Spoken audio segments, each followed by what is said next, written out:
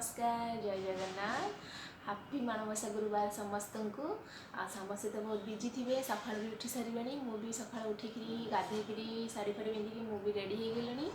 ए समय 6:30 है मुझे लेट हो जाऊँ प्रथम आग माँ को जो आगमन करती जो घर को माने निमंत्रण करती तो बाहर जमीक ये रखती ना कौन सीटा गोबर रखिकी ऊपर जो फूल चंदन चाउल देकी दीप बसई जमी माँ को आगमन करती निमंत्रण दियंती आसवाई घर को से पूजा डाग बाहर सारी दिए तापर ए पिठा खीरी भी करी आउे पु भी स्कूल जीव तो चलते केमती कौन कर सेयार करी।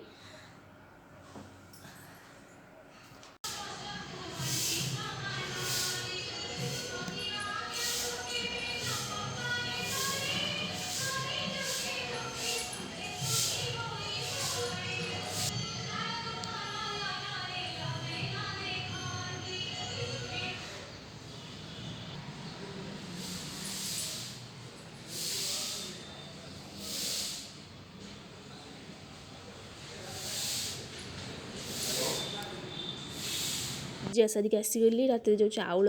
बिरी बतुरई थी ताकू मु भल भाव बाटी नेबी कारण पिठा बनैबी आ खीरी भी बसई देइछि। तो देखंतु खीरीटा मोर भी फुटी आसला तादर खाली गुजराती देकी चाउलटा फुटे देइछि गुड़ रखी गुड़ करी देखंतु केमती कौन कर चाउल भी बाटिक नहीं गली देखिपे आग पिठा पूजा करदेवी 7टा भोग करके आग खीरी टिके पुणी पुओ कथा